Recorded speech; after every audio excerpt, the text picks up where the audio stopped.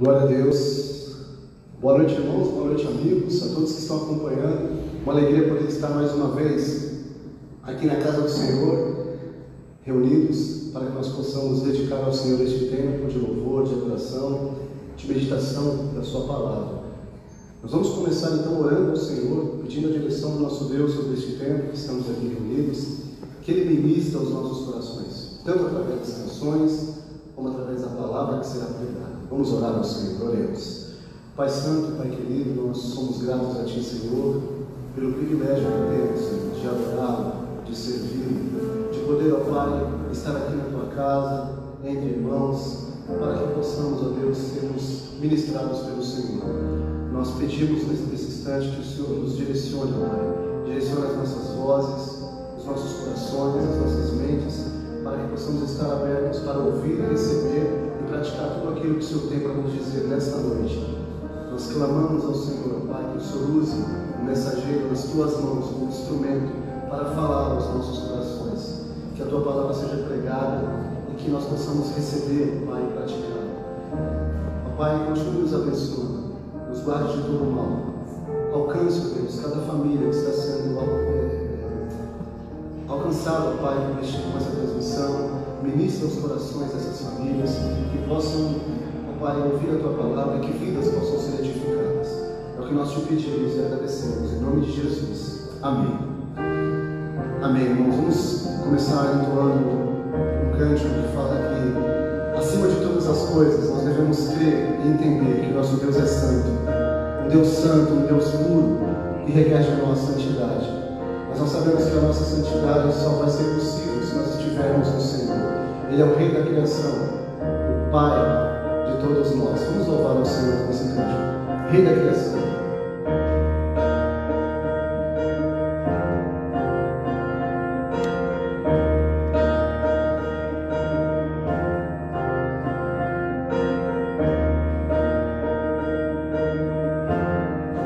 Rei da criação, da terra, céu e mar, fez do céu o Teu palácio, toda a glória iremos dar. Deus acima do que podemos ver, Tu és santo, o universo exalta o Teu poder. Tu és santo, santo, Senhor da terra e do céu, Senhor da terra e do céu.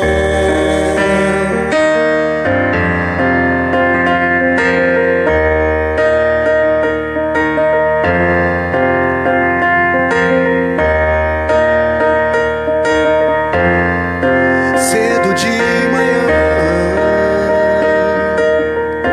Tua luz celebrarei, e se a escuridão vier a mim, o Teu nome clamarei. Deus acima do que podemos ver, Tu és santo, santo, o universo exalta o Teu poder. Tu és santo, santo, Senhor da terra e do céu, Senhor da terra e do céu. Aleluia, Senhor da céu, aleluia, ao Senhor da terra e do céu, aleluia, ao Senhor da terra e do céu.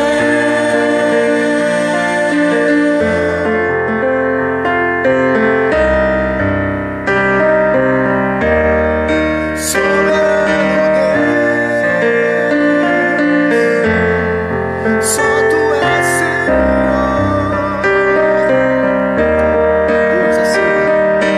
Deus acima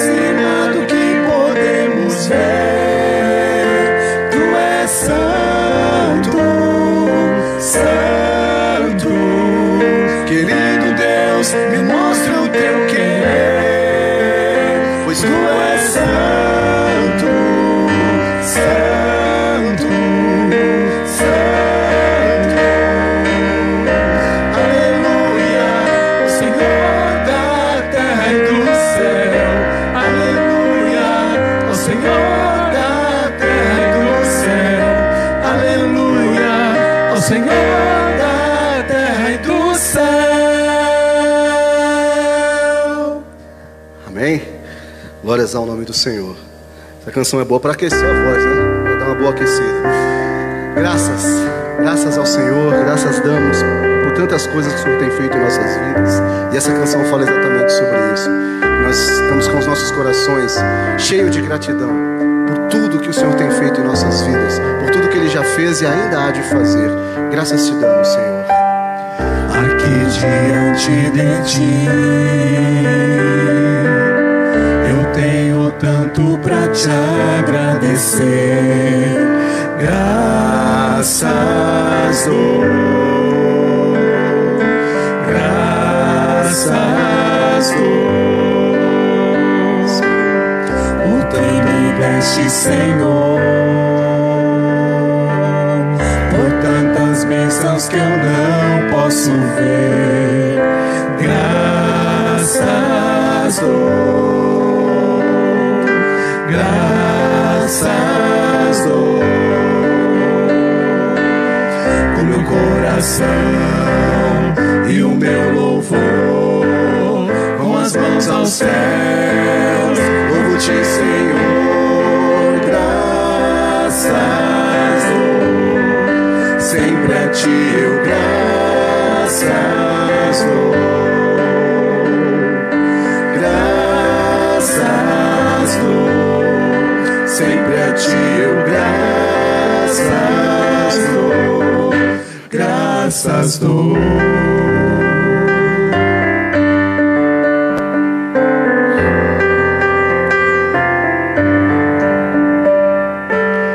Tens feito tanto por mim,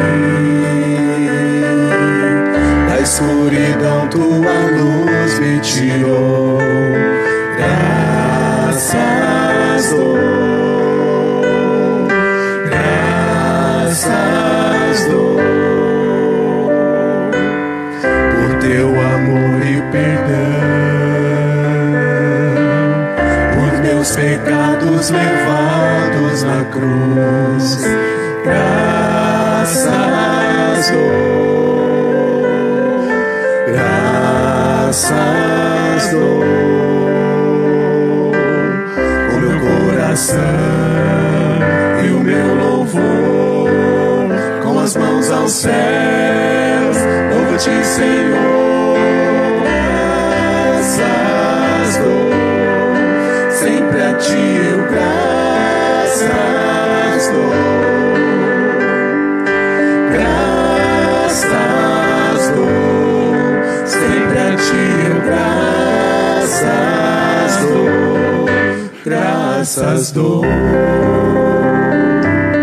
Oh, Senhor, pela salvação que temos em Jesus. Graças dou, graças dou, Pelo pão de cada dia, Senhor, por tudo que o Senhor tem providenciado, nada tem deixado faltar aos seus filhos. Por isso, Pai, graças dou, graças dou, com meu coração e o meu louvor, com as mãos aos céus, louvo-te, Senhor. Graças dou, sempre a ti eu graças dou. Graças dou, sempre a ti eu graças dou. Graças dou.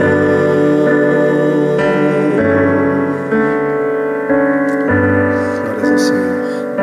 Graças.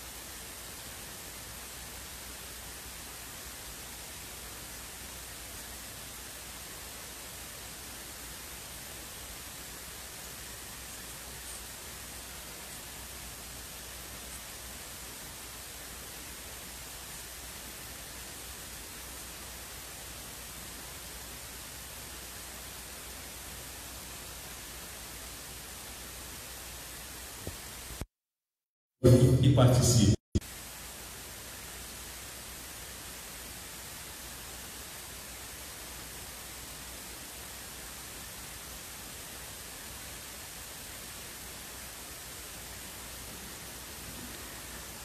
Boa noite, gente. Quero saudar a todos com a graça e a paz de Jesus, você que está nos acompanhando aí de casa. Entramos no 9º mês do ano, 6 deles em meio à pandemia, né? 6 meses, olha aí. E continuamos a orar, não se esqueça, de famílias que estão aí sofrendo com a doença, gente que já perdeu parentes, amigos, gente que está hospitalizado. E especialmente também oramos para que essa vacina ela seja disponibilizada logo aí para a população. Mas, graças a Deus, apesar dos pesares, voltamos com os cultos presenciais no domingo passado. Se você não sabia, fique sabendo aí, divulgue isso, tá bom? Porque eu sei que você deve conhecer aí uma porção de gente aí que participa aqui da Igreja do Horto do IP. Então, se tem alguém desavisado, ajude a divulgar, que nós já retomamos os cultos presenciais. Agora, é claro, tem todo um critério aí, né? Primeiro, obviamente, o pessoal do grupo de risco, né, infelizmente, e para a própria segurança, deve permanecer em casa. Então, nós voltamos com os cultos, mas as crianças e os idosos ou as pessoas com doenças que se encaixem aí nesse grupo de risco devem permanecer assistindo o culto de casa, tá bom?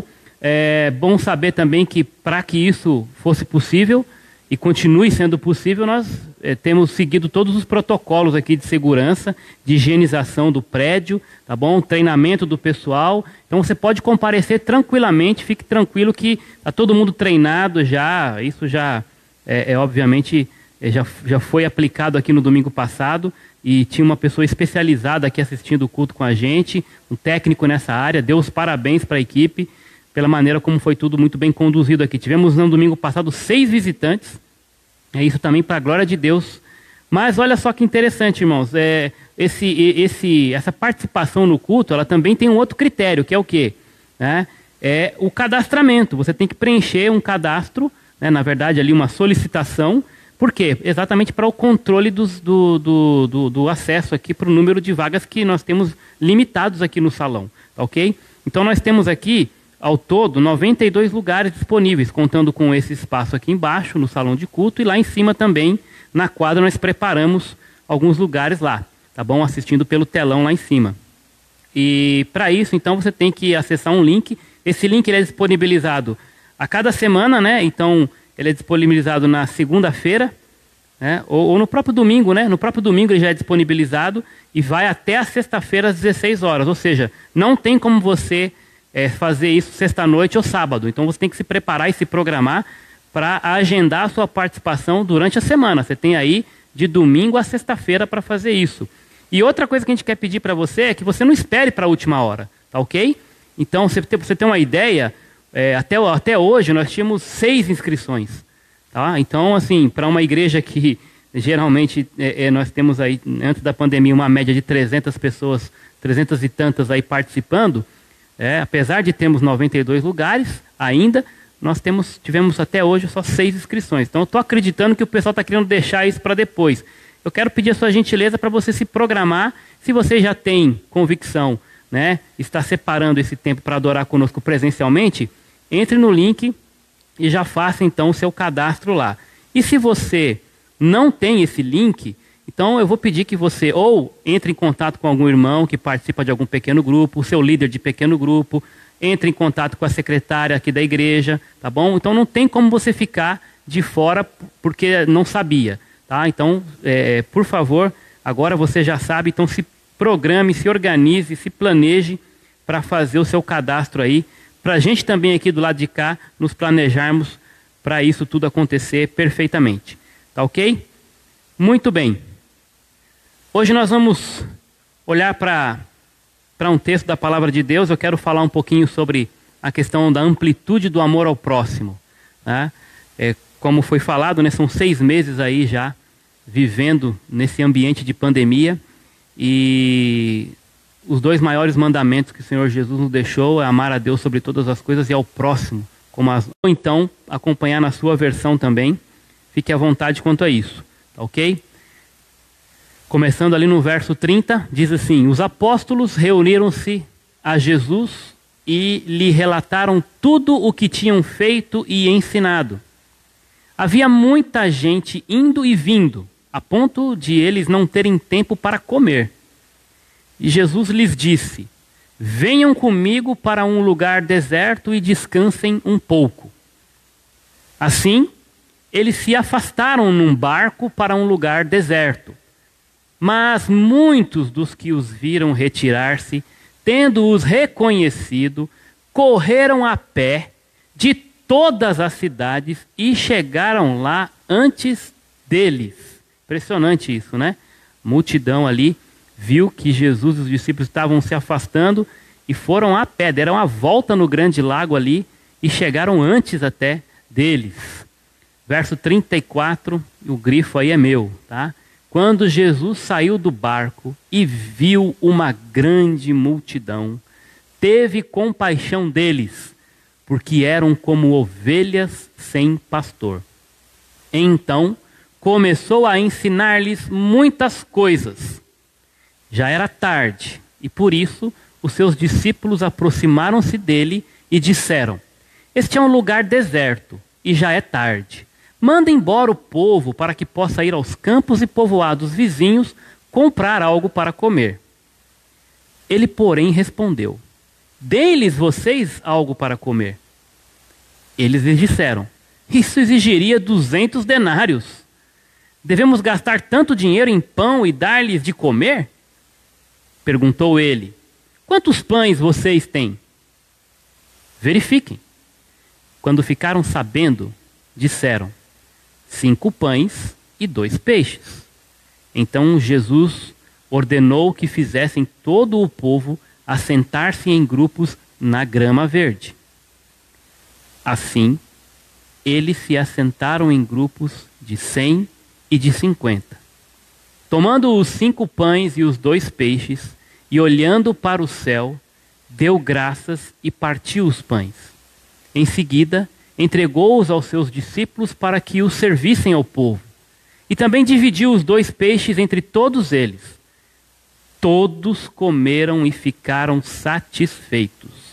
E os discípulos recolheram 12 cestos cheios de pedaços de pão e de peixe.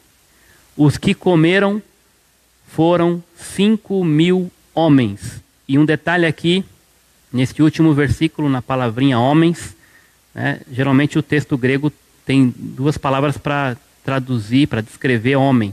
Um para homem como ser humano e outro para homem como macho, masculino. E a palavra que é usada aqui é essa exatamente, que descreve homem como o sexo masculino, tá bom? Então foram é bem provável, o texto vai falar que haviam mulheres e crianças também. Então, se você fizer uma continha básica aí, 1 para 1, aí você pode multiplicar isso por 3 tranquilamente, tá? Então, é possível que aproximadamente, né, 10 a 15 mil pessoas foram alimentadas nesse dia aí, nessa situação aí, tá bom? Muito bem. Então, eu quero olhar com vocês aqui, quero trazer à tona aqui um detalhe, né, no texto, que é essa questão no versículo 34, que eu grifei ali enquanto nós líamos o texto. Jesus viu uma grande multidão.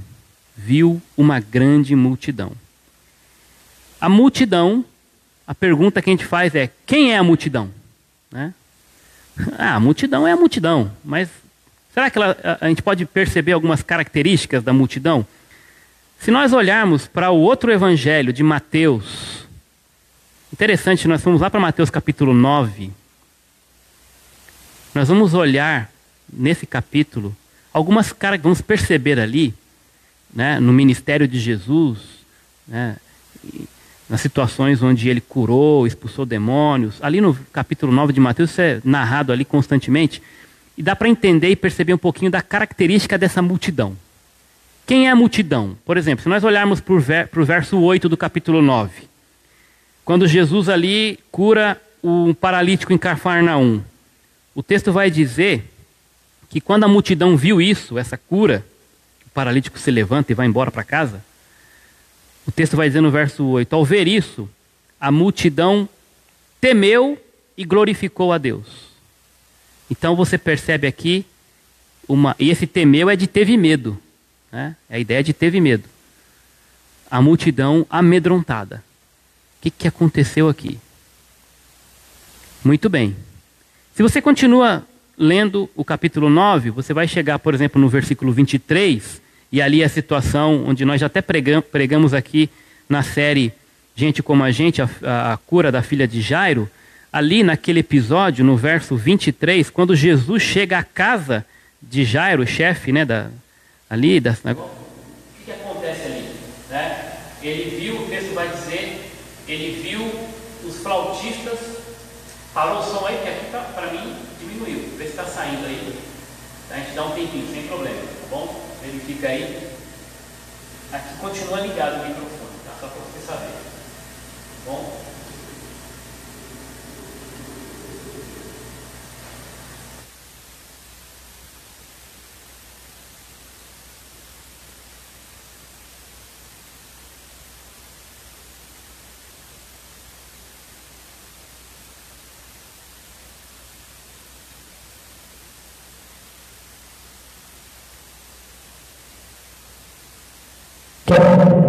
Opa! Aí, tá voltando. Muito bem. Beleza? Perdemos alguma coisa? Pode continuar daqui mesmo? Legal. Tá bom então, voltando aqui para a questão da multidão. Versículo 8, a cura do paralítico, a multidão amedrontada. Agora no verso 23, quando Jesus chega na casa de Jairo, né, e viu ali os flautistas e viu a multidão, o texto vai dizer em alvoroço, né, a ideia da multidão agitada. Então a multidão amedrontada, a multidão agitada. Aí nós vamos para o verso 33, agora a situação aqui onde Jesus vai curar um mudo, né, um endemoniado, e na verdade a impressão que dá aqui que nós temos pelo texto é que ele ficou mudo porque estava endemoniado, porque quando o demônio sai, quando o demônio é expulso no verso 33, o mudo volta a falar, né? E as multidões, então, aqui nesse versículo, o que acontece com elas? Ficam admiradas. O texto vai dizer, a multidão se admirou, ou as multidões se admiraram. Nunca vi coisa igual a essa em Israel. E aí, quando nós chegamos no texto onde Jesus vai falar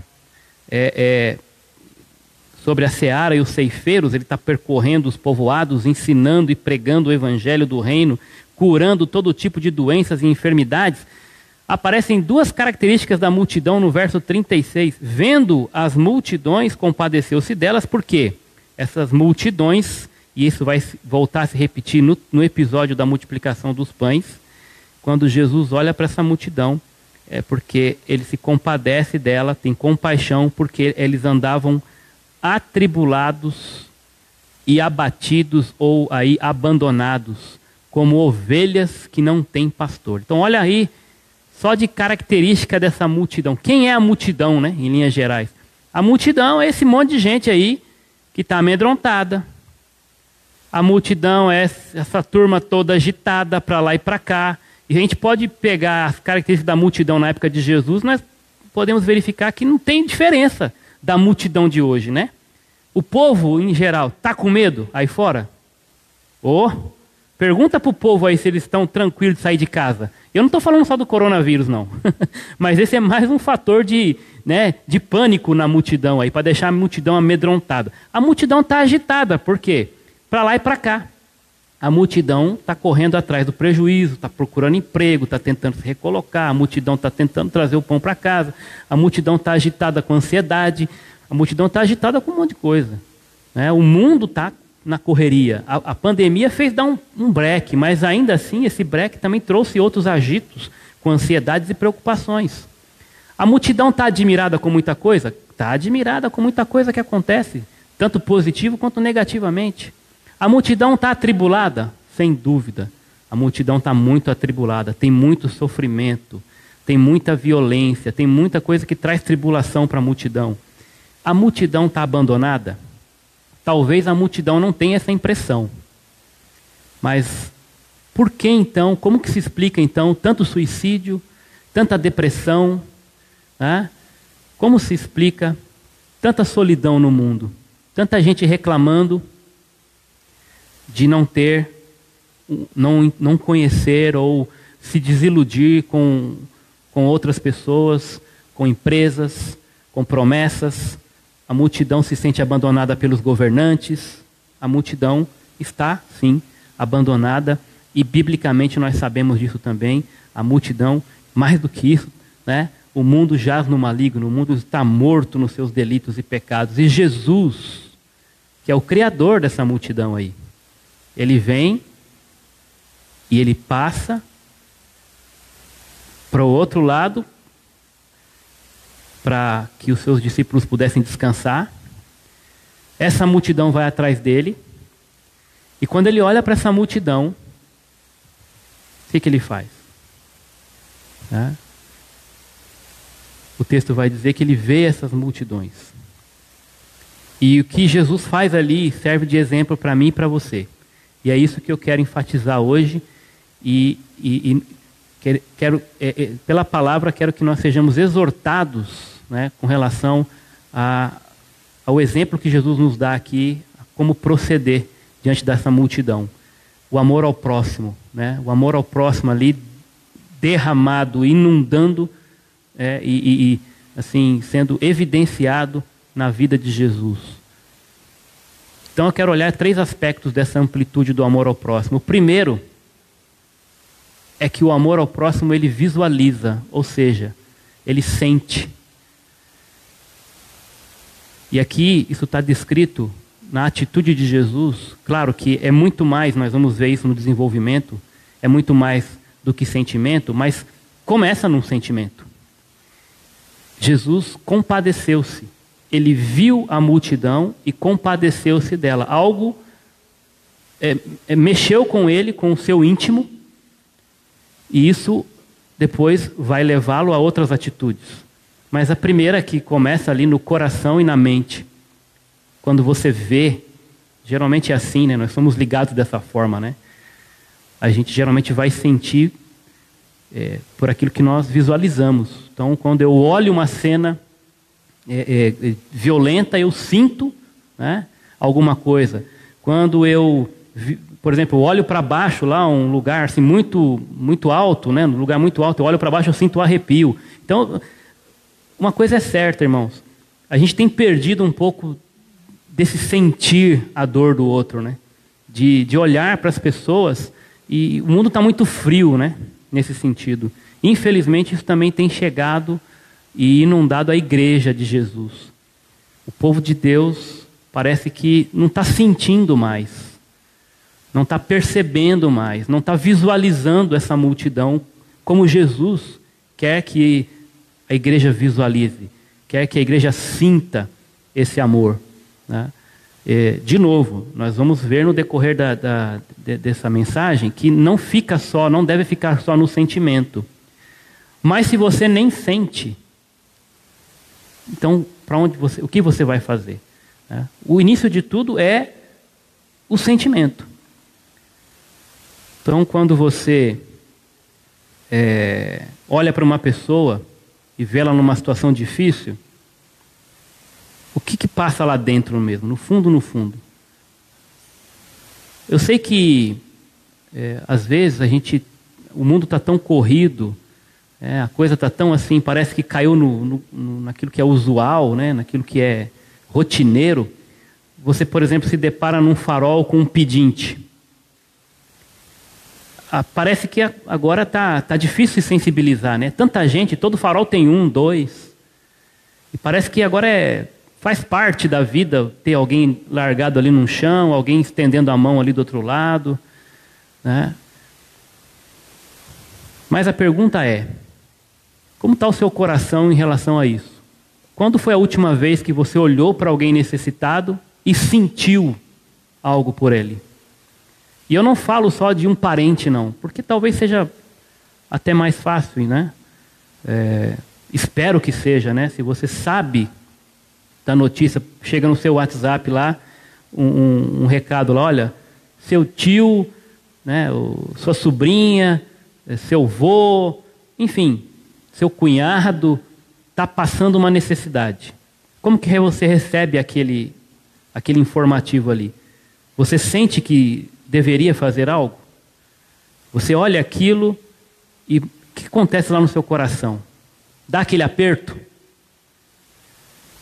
E quando é alguém que você, não é seu parente, mas que você sabe quem é, talvez um conhecido aí, um irmão em Cristo, enfim, ou alguém que é conhecido de alguém que você conhece, e aí fala, olha, tem uma pessoa precisando. Você se sente responsável? Você sente alguma coisa nesse sentido? A pergunta que fica é essa, né? O verdadeiro amor ao próximo, primeiro ele visualiza, ele tem que sentir alguma coisa. Assim como também, a Bíblia fala a respeito disso quando o assunto é pecado na sua vida. Tem gente que não sente mais nada quando peca. O pecado já não incomoda mais. A pessoa está tão petrificada ali no seu coração, tão fria, que ela nem... A Bíblia fala que a gente tem que chorar, né, pelos nossos pecados. E isso significa o quê? Você tem que sentir o peso, né? Sentir que aquilo que você fez ofendeu a Deus, a santidade de Deus, e aquilo tem que te incomodar. Só que, infelizmente, tem crente que chega nesse ponto onde o pecado já não está incomodando mais. Isso é um caso sério. Precisa desse reavivamento. Em relação ao próximo, como é que está o seu coração? Então, a pergunta primeira aqui é, quando você vê a necessidade de alguém, e você vai ver, você vai receber coisa no seu WhatsApp, talvez dia sim, dia não, enfim. É muita gente precisando mesmo. Você, pastor, mas eu não vou resolver o problema do mundo todo. Isso é uma grande desculpa, né? Não dá nem para comentar isso. É óbvio. Mas Deus vai colocar, com certeza, já tem colocado pelo menos alguém bem próximo, que você precisa se incomodar e sentir compaixão por ela, por uma família, por um grupo, por um bairro, pela sua cidade, pelo que você pode fazer com os recursos que Deus te deu. Mas começa o quê? Começa orando a Deus para que Ele faça essa limpeza aí, que Ele passe essa lixa no teu coração para tirar essa aspereza toda, né, e deixe você mais sensível à necessidade dos outros. Porque certamente tem muita gente precisando e você pode ajudar. Pode ajudar. Com o pouco que você tem muita gente precisando da sua ajuda. Um outro aspecto aqui da amplitude do amor ao próximo é que ele verbaliza. Então ele não só visualiza, mas ele também verbaliza. Ou seja, ele fala do amor, né? A pessoa que ama o seu próximo fala do amor. E aqui no texto, no verso 34, depois que Jesus olha para aquela multidão, ele tem compaixão dela, ele visualiza, agora então, ele verbaliza isso. O texto vai dizer ali, verso 34, Jesus então começa a ensinar-lhes muitas coisas. E aí eu pergunto para você, o que você acha que Jesus estava ensinando ali? Então Jesus visualizou a multidão agitada, atribulada, amedrontada, abandonada. Jesus visualizou aquela multidão ali. E aí ele falou, bom, senta aqui, pessoal. Aí ele começou a ensinar matemática, foi isso? Certamente que não. O que ele ensinou? Eu vou ensinar para vocês como fazer um pão caseiro.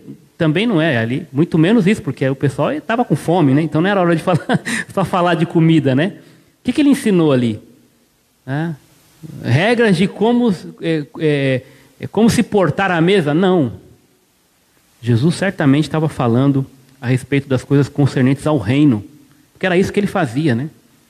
Jesus, ele pregava, né, a respeito do reino, da chegada do reino, do estabelecimento do reino na pessoa dele como Messias, né? Falando dessa esperança que agora estava sendo concretizada na figura dele como Salvador, como aquele que tinha vindo para tirar o pecado do mundo, o Cordeiro de Deus prometido. Então ele estava ensinando esse povo a interpretar as Escrituras, a reconhecer por meio delas que ele era o Cristo. Estava pregando ali para esse pessoal e deixando para nós também um grande ensino de que a compaixão passa sim por um sentimento, mas ela se desenvolve na verbalização, na fala, né, em proclamar aqui a verdade de Jesus, a verdade do reino, proclamar o Evangelho, né? Então Jesus, ele passou a ensinar esse pessoal. E isso serve de exemplo para mim e para você. Muita gente, óbvio, você conhece, está precisando de pão como esse povo estava precisando de pão. Nós vamos falar mais sobre isso também no final. Mas o que o ser humano mais precisa, que é prioridade, que deve ser ensinado para ele, é uma fome, e nós pregamos também a respeito disso, quando Jesus encontra com a mulher samaritana, que ela é muito mais importante de ser saciada do que a fome do corpo, né, do físico, é a fome da alma. Ele é o pão da vida que desceu dos céus. E certamente ele começou fazendo isso, explicando sobre isso para esse povo. Aqui, essa fala, né, essa verbalização do amor, ela aponta direto para a pessoa de Jesus por meio do Evangelho. Qual foi a última vez que você falou de Jesus para alguém? Essa é a pergunta aqui chave, né? Quando foi a última vez que você, no ato de compadecer-se de alguém, ensinou a ela a respeito de Jesus? Olha como a compaixão, quando a gente pensa em compaixão, isso de fato, é verdade, né? A gente pensa nas necessidades físicas das pessoas, né? Eu me compadeci daquele cara, fui lá e dei uma cesta básica para ele. Mas o texto está mostrando que Jesus, antes de fazer isso, ele ensinou. O que me leva a entender que revelar na fala, né, Jesus, proclamar o Senhor e Salvador, falar do Evangelho, isso é prioridade. Isso é prioridade. A Bíblia não está aqui dizendo que se você tem que dar o pedaço de pão primeiro, ou tem que evangelizar primeiro, enfim. O texto não está colocando aqui as coisas né, assim, não, isso vem antes, só isso depois. O texto mostra que houve um ensino, depois o milagre. Mas isso não significa que aqui a Bíblia está colocando um padrão. O fato é que você não pode achar que, dando um pedaço de pão, uma cesta básica para alguém, você fez a melhor coisa que você podia fazer por ela, porque não é verdade. A melhor coisa que você pode fazer por ela é pregar o Evangelho, partindo do pressuposto de que ela faz parte dessa multidão que está perdida como ovelha que não tem pastor. certo? Mas também nós vamos entender, e Jesus mostra isso aqui, que ao pregar a verdade do Evangelho, você também entende, porque já sentiu essa compaixão, de que é necessário você ajudá-la na sua necessidade física também. Então uma coisa complementa a outra. Uma coisa de fato está ligada à outra, né?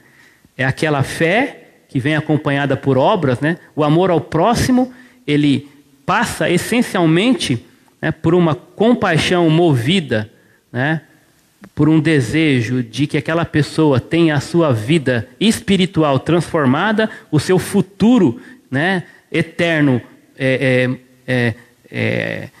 transformado em Cristo, mudado das trevas para a luz, mas também contempla, né, a realidade ali no presente, a necessidade física daquela pessoa, estendendo a mão, né, ajudando ali naquilo que é básico, né, comida, roupa, né, remédio, seja o que for, para que essa pessoa também veja na prática o cristianismo agindo, demonstrando esse amor que se diz sentir e que se fala tanto. Então, uma coisa está ligada com a outra. Aquilo que você sente, aquilo que você fala, ele é autenticado por aquilo que você faz, que é o último ponto aqui. Então, o amor ao próximo, ele visualiza, ele sente amor. O amor ao próximo, ele verbaliza, ele fala do amor. E o amor ao próximo, ele vivencia, ele faz por amor. Então, você vê na sequência do texto aqui, Jesus, verso 41, e vai dizer assim: tomando os 5 pães e os 2 peixes, ergueu os olhos ao céu, abençoou os pães e os partiu, e em seguida entregou aos seus discípulos para que os servissem. Ou seja, partindo o pão, deu. Essa é uma outra versão. Eu gosto dessa ideia, né? Partindo o pão, deu. Isso aqui me faz lembrar de João 3,16. Deus amou o mundo de tal maneira que deu o seu Filho. Né? Deu o seu Filho. Então, assim como Jesus, o pão da vida, foi dado para saciar a fome espiritual, o próprio Jesus também dá o pão, o alimento, multiplica e dá para saciar essa fome física daquela multidão que estava ali como ovelha que não tem pastor. O verdadeiro amor ao próximo, né? A amplitude do amor ao próximo, então ela não só visualiza, verbaliza, mas ela vivencia esse amor no ato de dar, no ato de fazer por amor, fazer algo por alguém, né? Algo ali físico. E nesse ponto aqui, nós sabemos que temos que aprender, temos que crescer muito como igreja. Nós temos melhorado, temos crescido nesses últimos anos. Nossa igreja tem entendido melhor o que significa fazer por amor, né? Nós não fazemos isso para ganhar crédito com Deus, para questões de salvação ou qualquer coisa do tipo, né? Até porque a Bíblia nos exorta e nos condena se nós estivermos fazendo qualquer coisa por ambição egoísta ou qualquer coisa para tentar comover a Deus. A Bíblia nos exorta que Deus não se deixa enganar nesse sentido, né? Mas quando nós fazemos por obediência, quando nós fazemos como reflexo do caráter de Deus em nós, até quando nós trazemos os nossos dízimos, as nossas ofertas, quando nós entregamos algum talento, seja tocando, ajudando na multimídia, tudo que nós fazemos, né, isso deve ser de fato feito para Deus, para a glória de Deus. Até o nosso trabalho, que nós chamamos de trabalho secular, né? Quando eu não estou trabalhando na igreja, meu trabalho secular, para Deus não tem essa diferença. Ali é o lugar onde você tem que fazer o melhor, como se estivesse fazendo para Deus. E Paulo fala, porque é para Ele mesmo que vocês estão fazendo, né? Então tudo que você for fazer, que vier às tuas mãos, você deve fazer com amor e por amor a Deus e por amor ao próximo. Ainda que o seu patrão não mereça, que ele seja cruel com você, Deus colocou você ali para representar o reino. Então, antes de estar servindo o seu patrão ou a empresa, você está servindo a Deus. Você está demonstrando o amor a Ele amando o seu próximo. Então, Jesus, ele faz isso, né? Ele pega os pães e ele entrega para os seus discípulos. E é interessante isso também porque a gente escuta falar assim, né, nesse texto, Jesus não vai fazer aquilo que você tem que fazer. Eu não sei se a frase deveria ser bem esta, porque Jesus pode fazer o que ele quiser fazer, né? E muitas vezes, quando ele, obviamente, muitas vezes não, sempre, quando ele tem um propósito, ele te dá o privilégio de participar dessa obra. Se você não fizer, não vai deixar de acontecer porque você não fez. Se Deus tiver que fazer aquilo, aquilo vai acontecer, tá bom? O fato é que Deus não precisa da gente, mas Deus, ele quer ensinar a gente com isso. E como isso reflete o caráter dele, e ser cristão é ser parecido com Jesus, então servir, praticar o amor é cumprir, é permitir que essa verdade seja revelada em nossa vida, né? De que nós amamos a Deus e de que nós queremos viver uma vida cada vez mais parecida com Jesus. Então, eu entendo que quando Jesus chama os seus discípulos para a responsabilidade aqui, porque a galera queria jogar a bomba nas costas de Jesus aí, né? Manda essa multidão embora. Tipo assim, manda embora, é o Senhor que tem essa autoridade. E ele diz assim, bom, vocês mesmo, dá vocês de comer para eles. Jesus chama os discípulos para a responsabilidade. E aí os discípulos começam a questionar, mas peraí, Senhor, seria necessário aqui para alimentar esse povo todo aqui, quantos denários aqui? Cadê seriam necessários 200 denários. 200 denários. Muito dinheiro. Cada denário era um dia de trabalhador braçal. Era muita gente. Imagine você hoje tivesse que comprar pão para 10 mil pessoas. Vamos arredondar aí, vai. Se você fosse comprar pão para 10 mil pessoas. Pão, né? Quanto será que custaria isso? De qualquer forma, os discípulos começaram a pensar, Senhor, para nós aqui é complicado isso, não tem como. A gente vai investir 10 mil denários nisso aí? E aí Jesus fala, então o que vocês têm? Chamando os caras para a responsabilidade. E eles vão se mexendo. Ou seja, Jesus estava querendo ensinar para eles a compaixão aqui nesse aspecto da prática mesmo. É possível que eles também, num primeiro momento, tenham olhado para essa multidão e tivessem tido aquele sentimento que muitos têm, né? Puxa, coitado, né? O pessoal está com fome. Mas fazer o quê? Também vieram aqui, ninguém mandou eles virem, né? Vieram porque quis, né? Então, assim, a responsabilidade não é minha. Olha, se o camarada está jogado aí, está precisando de cesta básica, mas por que não estudou? E aí começa, né? A gente quer fazer de tudo para ter aquele desencargo de consciência, né? Não, Deus, manda esse pessoal embora, porque tem uma boa desculpa para ir embora, né? E Jesus volta a dizer para mim e para você hoje, o que você pode fazer por essa pessoa?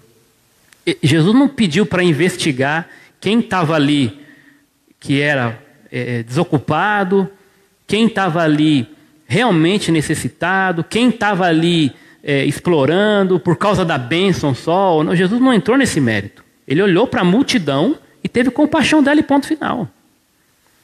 Então, a gente às vezes quer ser advogado, né? Quer investigar, né? Claro que a gente não pode ser também fazer mau uso dos recursos, né? Nesse sentido assim, desperdiçar ou conduzir mal, sem zelo, né? Os recursos que Deus nos dá. Às vezes você sabe que tem uma pessoa que é exploradora, que ela está explorando aquela entidade, a igreja, ou uma família, e você sabe até que se você der alguma ajuda para ela física, ali, dinheiro, alguma coisa, que ela não vai usar aquilo da maneira que ela disse que deveria, que gostaria de usar. Está pedindo ali talvez para fazer coisa errada, comprar droga ou coisa. Às vezes você sabe disso, e aí óbvio que você não vai fazer dar o dinheiro para aquela pessoa se você conhece. Mas se você não conhece, né, Como é que você vai sair? Não, eu não vou. Esse cara aqui tem cara de quem vai gastar isso com bebida. Como assim? Ah, não, esse aqui já deveria ter arrumado um trabalho, está todo dia aqui. A gente pode fazer um pouco mais. Às vezes não é só também chegar lá e dar a oferta no farol. É ir além. Talvez ajudar aquela pessoa oferecendo algo um pouco mais concreto. De repente você tem uma oportunidade de trabalho, a pessoa está esperando isso. As coisas estão difíceis, irmãos. Tem muito caso, cada caso é um caso, né? Mas quando Jesus olha para essa multidão aqui, a compaixão dele o leva a colocar os discípulos para essa pergunta: o que vocês podem fazer por ele? O que vocês têm aí? Então Jesus é didático, ele está ensinando esses discípulos ao que é de fato compaixão. Trabalhando no coração deles também, quando pede para eles se movimentarem. E quando Jesus multiplica os pães, antes ele pede para aqueles discípulos dividirem aqueles grupos, né, aquela multidão em grupos. E é muito interessante essa parte do texto, quando diz assim no verso 39, então lhes ordenou que fizessem todos se assentarem em grupos sobre a grama verde. Esse detalhe da grama verde aqui, né, Marcos também é fantástico. Me faz conexão, me faz lembrar e fazer lembrar de uma conexão direta com o Salmo 23. Não sei se vocês se lembram. O que diz lá no verso 2, né? O verso 2 fala do bom pastor. Na verdade, o Salmo fala do bom pastor, né? O Senhor é meu pastor, nada me faltará. Aí vem o verso 2. Ele me faz repousar em verdes pastos. Então Jesus estava ali como um bom pastor. E aquele povo, aquela multidão, por que eu faço essa conexão? Porque o próprio texto me permite fazer isso, né? Quando Jesus reconhece que eles estavam como ovelhas que não têm pastor. E ovelhas que não têm pastor. O pastor estava ali. E ele se compadece delas. E ele pede para esse povo sentar na grama verde. E ele está dizendo o quê? Eu vou cuidar de vocês. Né? Venham a mim. Né? E vocês vão achar verdes pastos. Né? Na minha presença. Senta aí, não se preocupe, eu estou aqui. Né? Então, a gente precisa sentir isso, não por nosso mérito, mas porque nós temos a Jesus. Nós temos aprendido com Ele. Nós precisamos verbalizar isso, precisamos ensinar isso, que Ele é, de fato, a salvação para o mundo. Ele é aquele que pode tirar do nosso coração toda e qualquer tribulação. Ele é aquele em quem nós depositamos, de fato, a nossa esperança. E esse povo, essa multidão, pôde descansar nisso naquele momento em que eles percebem os discípulos organizados, montando pequenos grupos para sentarem-se ali na grama, porque em seguida viria a provisão, viria o milagre. Jesus então parte os pães e dá. E dá. E fica para nós então, irmãos, essa exortação da palavra. A amplitude do amor ao próximo. Ela visualiza, sentindo o amor. Ela verbaliza, falando do amor. E ela vivencia, fazendo por amor. Começa ali, naquele coração inclinado, né, pelo amor de Deus, aquele coração que sente, que se compadece, que visualiza e não se satisfaz em virar as costas de maneira fria. Aquilo mexe, aquilo remói dentro do coração, aquilo aperta e nos impulsiona a querer falar e fazer. E de novo, é muito importante essa questão do falar. Por quê? Porque é isso que o povo está precisando. Conhecer Jesus. Conhecer a libertação em Cristo. Isso deve vir acompanhado muitas vezes de uma cesta básica, de uma coberta, de uma calça comprida, uma blusa de frio. Claro, mas isso deve vir com uma mensagem. Ok? É muito importante isso. Verbalizar, falar. E por fim, fazer por amor. Nossa igreja está num momento hoje onde nós estamos de novo, né, aqui solicitando, encorajando, incentivando os irmãos a doarem seus recursos.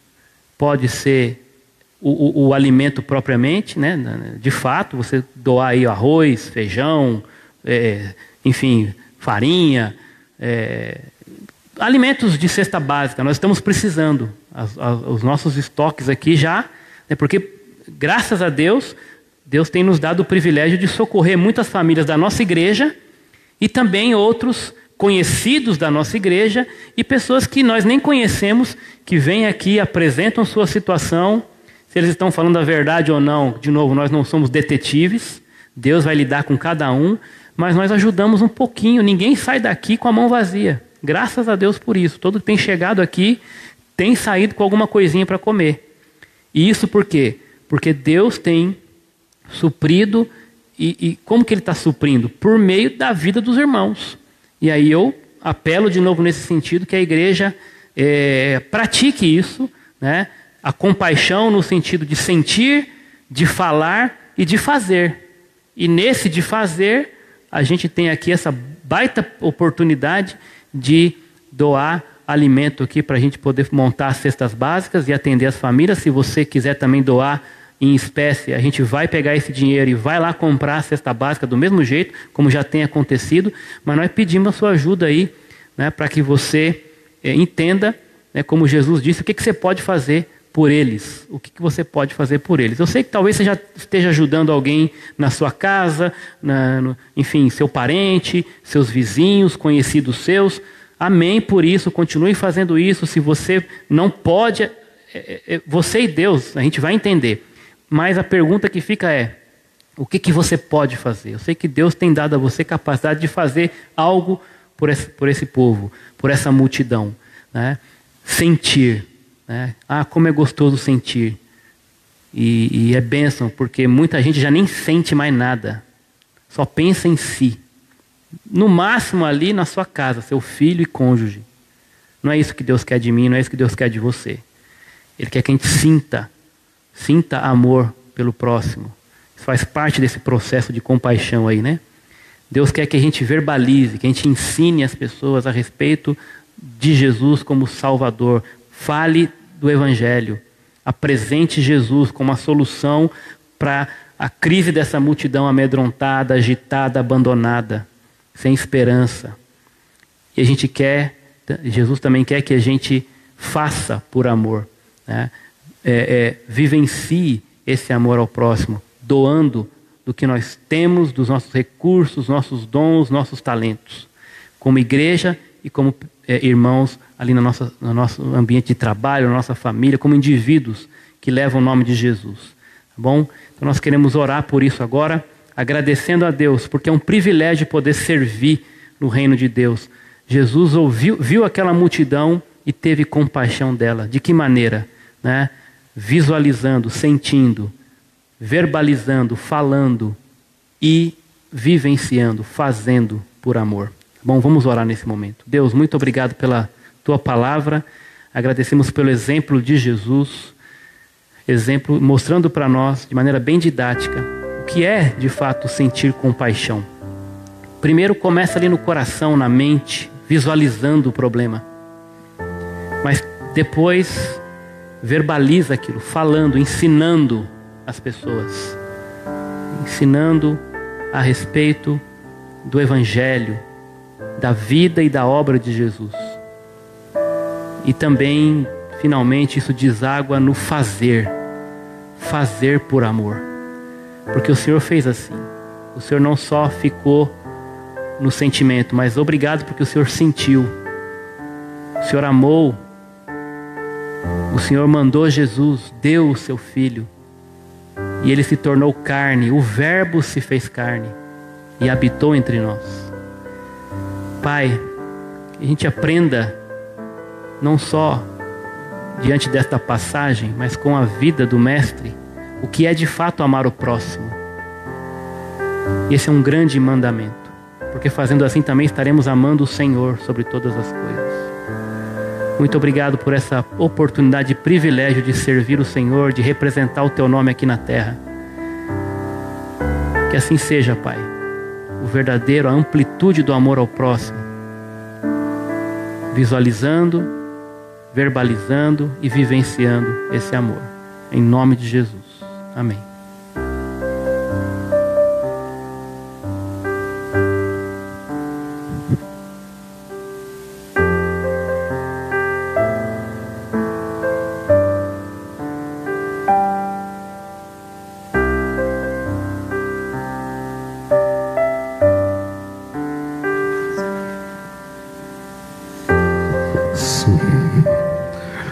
Glórias ao nome do Senhor. Graças a Deus pela palavra, falando sobre amor. Para encerrar então essa transmissão, essa live, nós vamos entoar um cântico que os primeiros versos, na verdade, são baseados no Salmo 139, mas é um cântico que nos leva a uma reflexão, uma consagração de vida. Primeiro é uma oração pedindo para que o Senhor sonde os nossos corações e para que o Senhor veja se há algum caminho mau, para então somente nós estarmos disponíveis para que o Senhor nos use como farol, como flecha, como abrigo, como, enfim, como uma bênção na vida do próximo, como nós acabamos de ouvir. Sonda-me, usa-me, Senhor.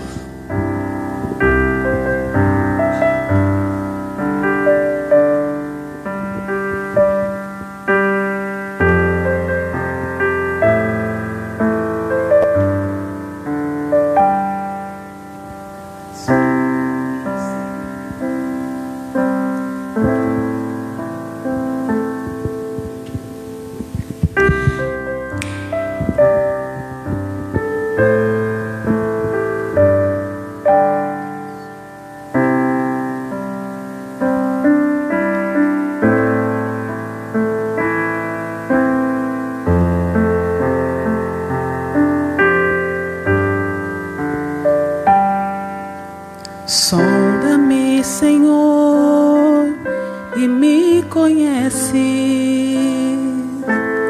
Quebranta o meu coração.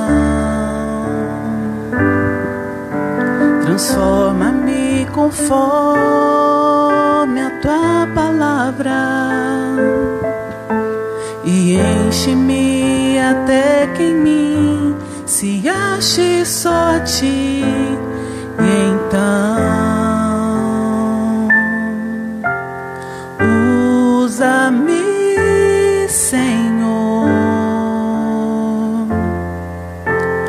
usa-me como um farol que brilha à noite, como ponte sobre as águas, como abrigo no deserto, como flecha que acerta o alvo. Eu quero ser usado da maneira que te agrade, em qualquer hora e em qualquer lugar. Eis aqui a minha vida, usa-me, Senhor, usa-me. Sonda-me, Senhor, e me conhece. Quebranta o meu coração. Transforma-me conforme a tua palavra e enche-me que até que em mim se ache só a ti. Então usa-me, Senhor, usa-me como um farol que brilha à noite, como ponte sobre as águas, como abrigo no deserto, como flecha que acerta o alvo. Eu quero ser usado da qualquer hora e em qualquer lugar. Eis aqui a minha vida, usa-me, Senhor, usa-me. Sonda-me, quebranta-me, transforma-me, enche-me e usa-me. Sonda-me, quebranta-me, transforma-me, enche-me e usa-me,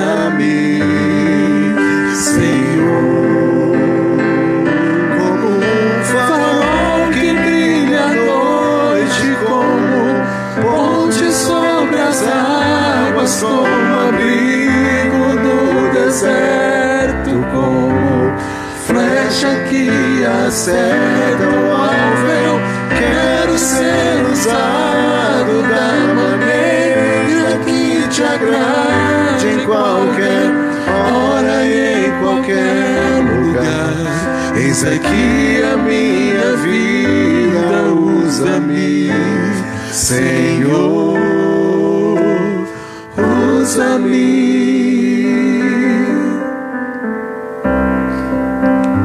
Amém, Senhor. Glórias ao teu nome, Pai.